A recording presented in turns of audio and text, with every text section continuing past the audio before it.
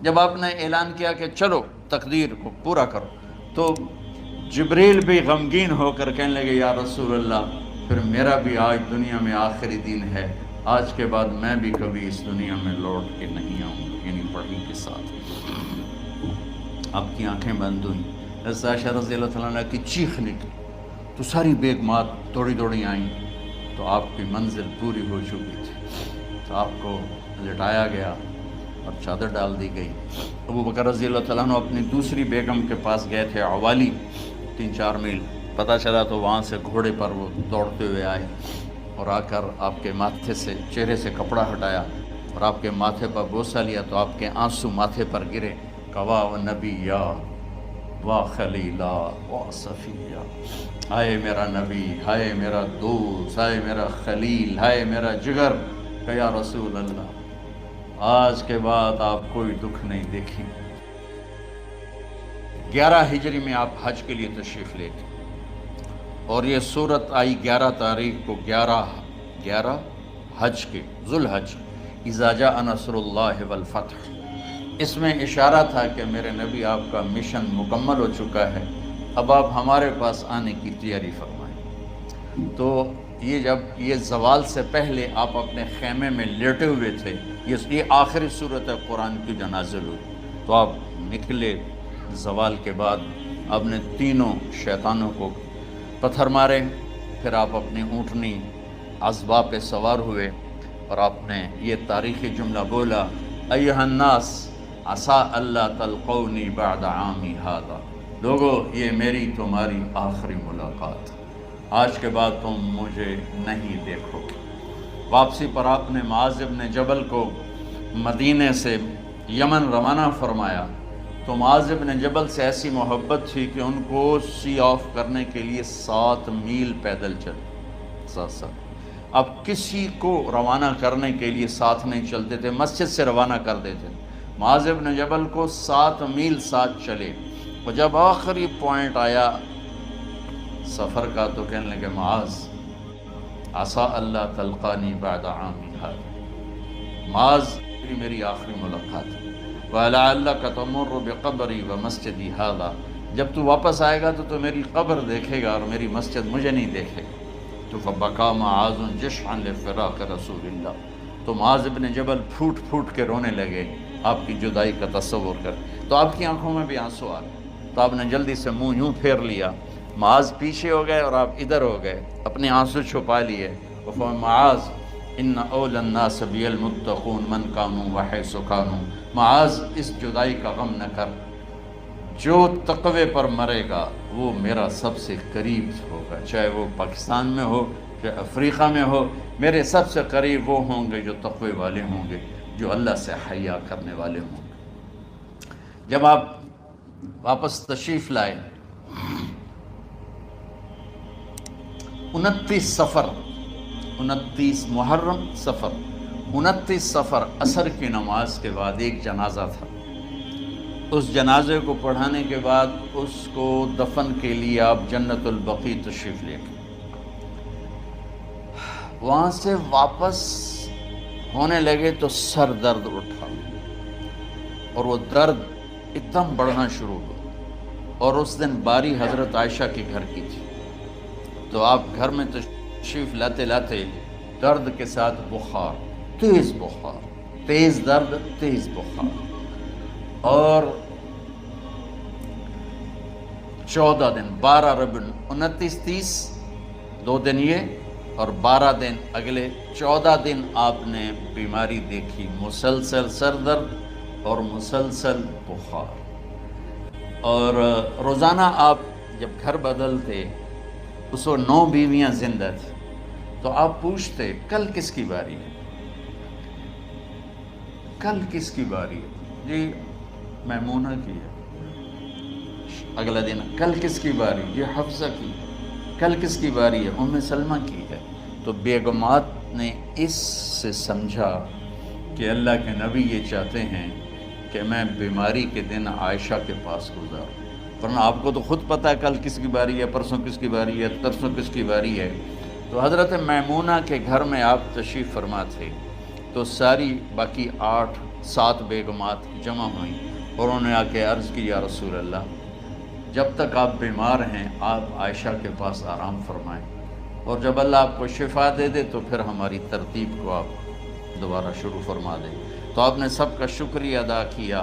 عدل کی مثال کا اسلام جب دوسری شادی کی اجازت دیتا ہے تو عدل کی شرط لگاتا ہے علم تعدلوا، اگر عدل نہیں کر سکتے پھر ایک ہی ہے عدل۔ اور آپ نے فرمایا جس نے دوسری شادی کی اور عدل نہ کیا، کتنی مرضی عبادت کر کے آیا تو قیامت کے دن آدھا حصہ اس کا فالق زدہ ہوگا، ایک سائیڈ اس کی فالق زدہ ہوگی، کتنے ہی مراقبے کر کے کتنی ہی نمازیں پڑھ کے آیا ہو، انصاف نہیں کیا تو پورا آدھا حصہ فالج کی پکڑ میں ہوگا۔ جب سب بیگمات نے یہ کہہ دیا کہ آپ وہاں گزاریں تو آپ نے شکریہ ادا کیا، علی اور عباس کو بلایا، ان کے کندھوں پہ آپ نے یوں ہاتھ رکھے اور آپ کے پاؤں یوں زمین پہ لگ رہے، آپ پورا پاؤں نہیں لگا پا رہے تھے کمزوری سے، یہ پوزیشن تھی اس طرح۔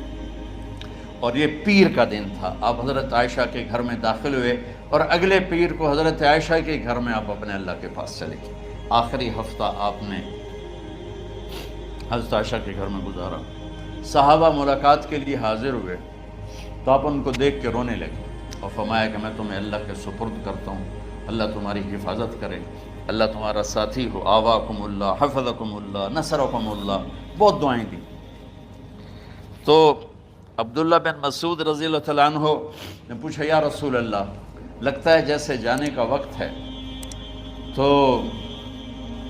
آپ کو غسل کون دے گا؟ آپ نے فرمایا میرے اہل بیت۔ آپ کو کفن کون دے گا؟ کہا میرے اہل بیت۔ آپ کا جنازہ کون پڑھے گا؟ تو آپ رونے لگے۔ تو آپ نے فرمایا جب تم مجھے غسل دے دو تو سب نکل جانا، سب سے پہلے میرے 2 وزیر جبریل و میکائیل آئیں گے اور وہ میرے اوپر درود و سلام پڑھیں گے۔ ہمارے نبی کا جنازہ ایسے نہیں ہوا اللہ اکبر اور پیچھے صفیں، آپ کی چارپائی کے پاس آ کر صحابہ کھڑے ہو جاتے تھے، وہ میں ابھی بتاتا ہوں۔ تو آپ نے فرمایا سب سے پہلے جبریل و میکائیل آ کر میرے اوپر درود و سلام پڑھیں گے، پھر اس کے بعد 7 آسمان کے فرشتے باری باری آئیں گے۔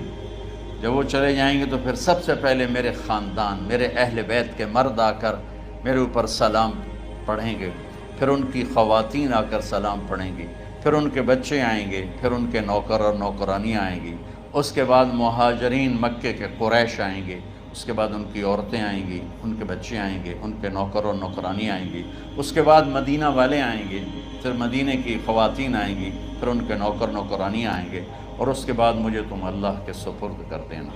اور پھر آپ نے ایک عجب بات فرمائی جو کسی نبی نے نہیں فرمائی، فرمایا کہ میرے بعد میری آنے والی امت کو میرا سلام کہہ دینا، اور انہیں کہنا کہ ان کے بعد جو آئیں ان کو بھی میرا سلام کہہ دینا۔ اور اس طرح میرے سلام کو قیامت تک اللہ کے نبی نے پہنچایا کہ ہر آنے والی امت، ہر آنے والی نسل اگلی نسل کو اس نبی کا سلام پہنچائے۔ آپ کے جانے میں 5 دن باقی تھے تو آپ نے فرمایا مجھے 7 کنوؤں کے پانی سے غسل کرواؤ۔ تو 7 کنوؤں سے پانی لایا گیا مشکیزوں میں بھر کے۔ تو حضرت عائشہ کے گھر میں کوئی ایسا ٹب نہیں تھا جس میں بیٹھ کے وہ آپ نہا سکتے، تو حضرت حفصہ کے گھر سے ٹب منگوایا گیا، آپ اس میں بیٹھے، تہمت باندھا ہوا تھا، کرتا اتارا اور آپ پر 7 کنوؤں کا پانی ڈالا گیا، تھوڑا تھوڑا تھوڑا تھوڑا تھوڑا تھوڑا، تو اس سے بخار کی شدت کم ہوئی، اور آپ سر درد کی وجہ سے آپ نے ایسے پٹی باندھی سرخ رنگ کی، اور اس کے بعد حضرت علی اور فضل بن عباس کے کندھوں کا آسرا لے کر آپ مسجد میں تشریف لائے اور آپ ممبر پر بیٹھے اور آپ نے فرمایا لوگوں میرے جانے کا وقت آ چکا ہے، میں نے کسی پر زیادتی کی ہو، کسی کو تھپڑ مارا ہو، کسی کو چھڑی ماری ہو، کسی کا حق دبایا ہو، تو میں اپنی جان کے ساتھ مال کے ساتھ حاضر ہوں، مجھ سے یہیں بدلہ لے لو، آخرت میں میرے خلاف کوئی دعویٰ نہ کر، میں آخرت کے حساب کو برداشت نہیں کر سکتا۔ جن کے طفیل لوگوں کا حساب معاف ہوگا، جن کی طفیل، جن کی شفاعت پر لوگ بے حساب جنت میں جائیں گے، وہ روتے ہوئے فرما رہے ہیں کہ میں آخرت کے حساب کو نہیں دے سکتا۔ تو سارے صحابہ رونے لگے، لیکن آپ اپنی بات کو دہراتے رہے، کوئی بھی نہیں اٹھا۔ تو آپ نے ظہر کی نماز پڑھائی، ظہر کے بعد پھر ممبر پر آئے اور فرمایا کہ لوگو یہیں مجھ سے حساب کتاب کر لو، آگے نہ کرنا، بتاؤ میں نے کسی کا کوئی حق دینا۔ ایک صحابی کھڑے ہو، یا رسول اللہ آپ نے میرے 3 روپے دینے ہیں، 3 درہم۔ تو آپ نے فرمایا دینے ہوں گے کہ ضرور، پر مجھے یاد نہیں، بتاؤ کہ کس طرح دینے ہیں؟ کہ یا رسول اللہ آپ کے پاس سائل آیا تھا، آپ سے مانگا، آپ کے پاس تھے نہیں، تو آپ نے مجھ سے کہا تیرے پاس کچھ ہیں؟ تو میرے پاس 3 درہم تھے، تو آپ نے فرمایا تو دے دے، میں بعد میں ادا کر دوں گا۔ تو ہاں یاد آ گیا۔ تو میرے گھر کے نبی میں، میرے نبی کے گھر میں تو تیل نہیں تھا ایک چھٹانگ جس سے چراغ جلتا، پیسہ کہاں سے آتا؟ تو آپ کے سامنے آپ کے کزن فضل بن عباس کھڑے تھے، آپ نے فرمایا فضل میرا قرضہ ذمے لیتے ہو؟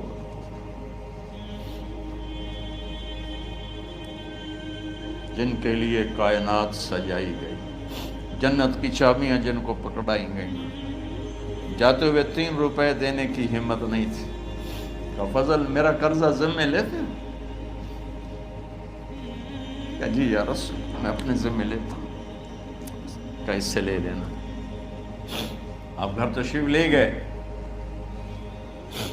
نماز کے لیے آتے تھے، پڑھاتے تھے۔ جمعرات کو عشاء کی نماز پڑھانے کے لیے اٹھ نہیں سکے، گر گئے، پھر اٹھنے لگے، اٹھ نہیں سکے، گر گئے، پھر اٹھنے لگے، اٹھ نہیں سکے۔ تو آپ نے فرمایا ابو بکر سے کہو نماز پڑھائے، عشاء کی نماز۔ ابو بکر ذرا پیچھے کھڑے تھے، عمر آگے کھڑے تھے۔ تو لوگوں نے کہا نماز ہی پڑھاؤنی، کوئی پڑھا دے۔ تو انہوں نے حضرت عمر کو آگے کیا، انہوں نے کہا اللہ اکبر۔ جب حضرت عمر کی تکبیر سنی تو آپ نے اندر سے زور سے فرمایا عمر کو پیچھے کرو، ابو بکر کو آگے کرو، میرے رب کا فرمان ہے میرے مصلی پر ابو بکر کے سوا اور کوئی کھڑا نہیں ہو سکتا۔ جمعرات کی عشاء، جمعہ ہفتہ اتوار کی 15 نمازیں اور پیر کی فجر کی 16 اور جمعرات والی 17 نمازیں ابو بکر نے پڑھائیں میرے نبی کی موجودگی میں۔ ہفتے کے دن ظہر یا عصر میں آپ علی و فضل بن عباس کے کندھوں پر ہاتھ رکھ کے مسجد میں داخل ہوئے اور ابو بکر نماز پڑھا رہے تھے۔ ادھر محسوس ہوا کہ اللہ کے نبی آ رہے ہیں، تو ابو بکر نے یوں پیچھے ہٹنا شروع کیا تاکہ مصلی سے ہٹ جائیں۔